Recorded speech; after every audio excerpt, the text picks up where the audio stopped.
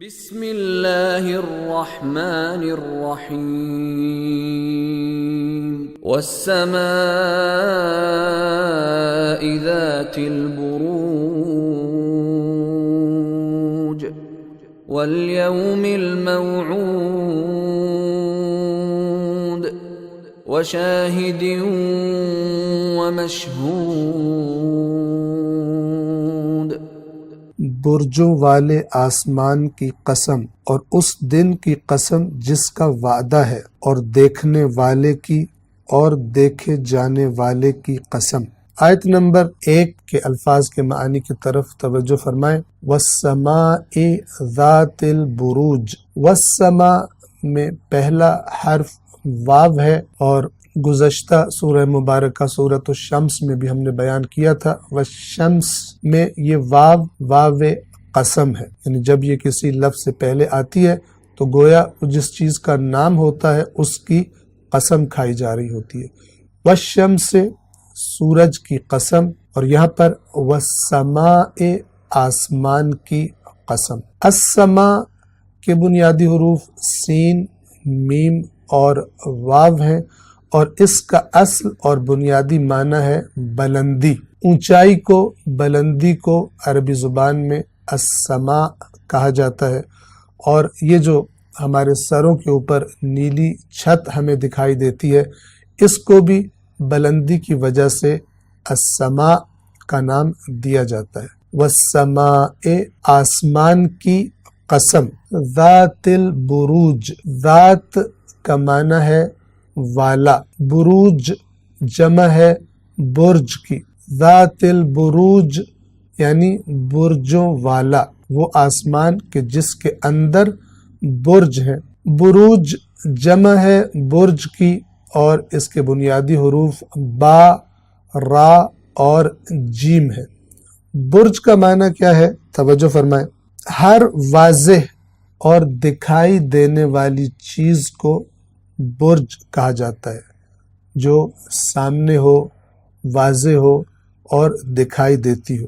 اسی معنی کی مناسبت سے محلات، اونچے اونچے محلات اور عمارتیں جو بنائی جاتی ہیں ان کو بھی برج کہا جاتا ہے۔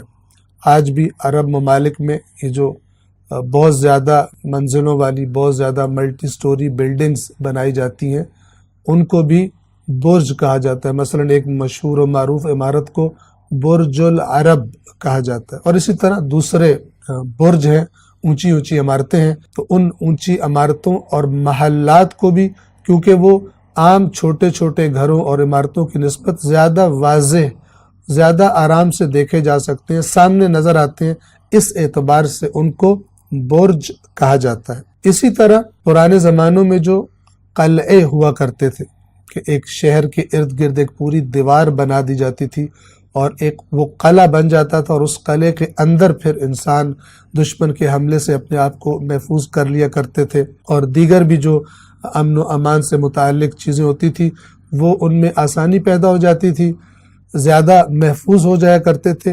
ان قلعوں کی اگر آپ نے تصاویر دیکھی ہوں تو ان میں مثلا چاروں طرف قلعے کی دیوار کے اوپر اونچی اونچی کچھ کمرے بنا دیے جاتے تھے، اونچے اونچے ستون بنا دیے جاتے تھے کہ جہاں پر حفاظت کرنے والے سپاہی بیٹھ کر چاروں طرف اور قلعے کے باہر نگاہ رکھتے تھے لوگوں کی نقل و حرکت پر۔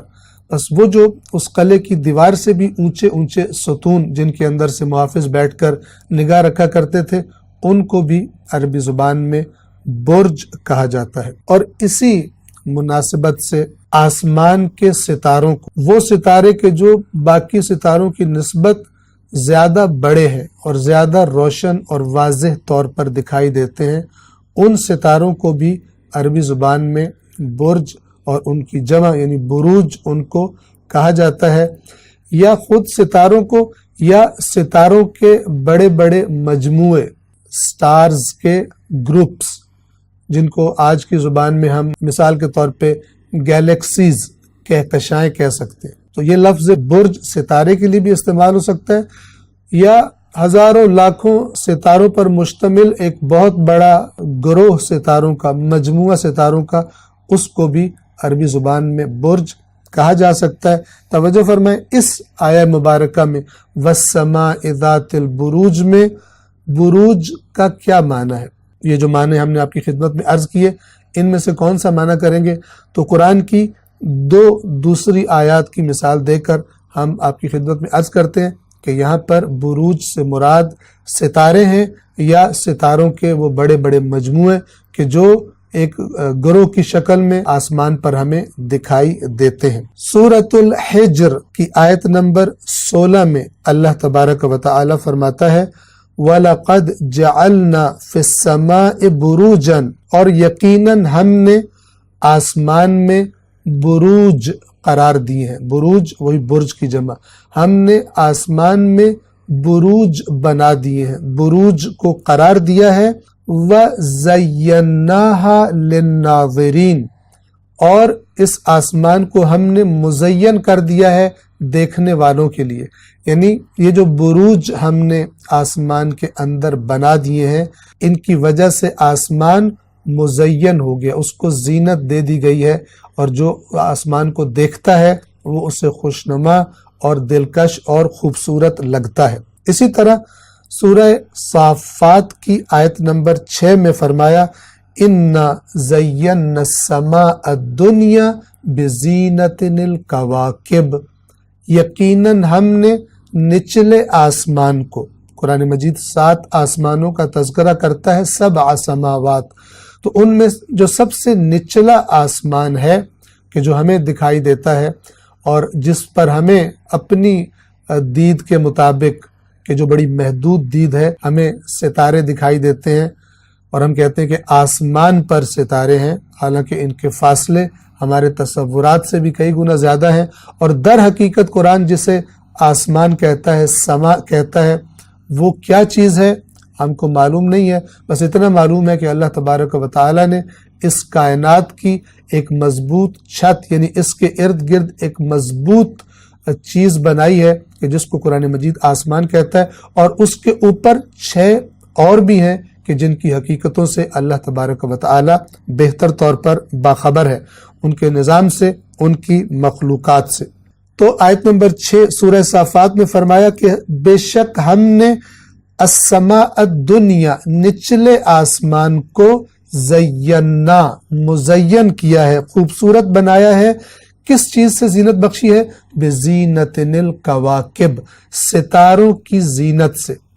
بس آپ توجہ فرمائیں، سورۃ الحجر کی جو آیت ہم نے آپ کے سامنے آیت نمبر 16 بیان کی، اور سورہ صافات کی آیت نمبر 6، ان دونوں کو اگر آپ آپس میں ان کا موازنہ کریں تو وہ کہ جن کو بروج کہا جا رہا ہے ان سے مراد یہی ستارے ہیں، کیونکہ اوپر کہا گیا تھا ہم نے آسمان میں بروج قرار دیے اور اس کو دیکھنے والوں کے لیے اس آسمان کو خوبصورت بنا دیا، اور یہاں پر بتا رہے ہیں کہ وہ زینت کیا ہے۔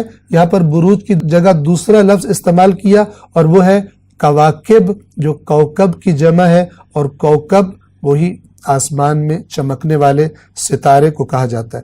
انشاءاللہ آئندہ درس میں اس کو جاری رکھیں گے۔ السلام علیکم ورحمۃ اللہ وبرکاتہ۔